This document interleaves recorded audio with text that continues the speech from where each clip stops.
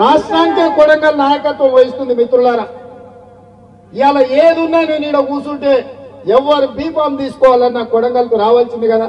ఎందుకంటే నేను చెప్పిన 119 నియోజకవర్గాల వాళ్ళు కొడంగల్లో కొండరెడ్డిపల్లిలో కూర్చుంటే కూడా వచ్చి బీఫామ్లు తీసుకుపోతారు. ఇది మన ఆత్మగౌరవం. ఇవాళ కూడా చెప్తున్నా 17 పార్లమెంటు ఎంపీలు మనం కొడంగల్ ఇట్లా కూర్చుంటే ఇక్కడికి వచ్చి బీఫామ్ తీసుకొని పోవాలి. ఇంత గౌరవం మనకి ఇచ్చినట్టే కదా సోనియమ్మ.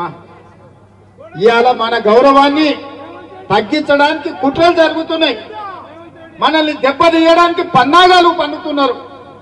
వీటన్నిటిని దృష్టిలో పెట్టుకోండి. ఎవరేమి దేరు ఇన్నేళ్లు చూసిండ్రు. అర్ణమ్మ మంత్రి ఉన్నప్పుడు చూసిండ్రు, టీఆర్ఎస్ అధికారంలో ఉన్నప్పుడు చూసిండ్రు, నరేంద్ర మోడీని ప్రధానమంత్రిగా చూసిరు. 10 ఏళ్లలో 10 పైసలు కూడా మనకి ఇవ్వలేదు.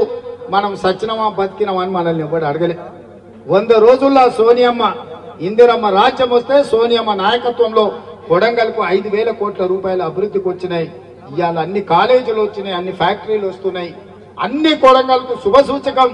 ఇవాళ మీటింగ్ వచ్చిన వాళ్ళు రానోళ్ళకి అందరికీ నేను విజ్ఞప్తి చేస్తున్నా, ఈ ఎన్నికల్లో కొడంగల్ అసెంబ్లీ నుంచి పార్లమెంట్ కు 50,000 మెజారిటీ ఇచ్చి ఎవరి కుట్రలు కుతంత్రాలు కొడంగల్ ప్రజలు సహించరు, తిప్పి కొడతారని ఇవాళ మనందరం కూడా ప్రతినబూనాల్సిన అవసరం.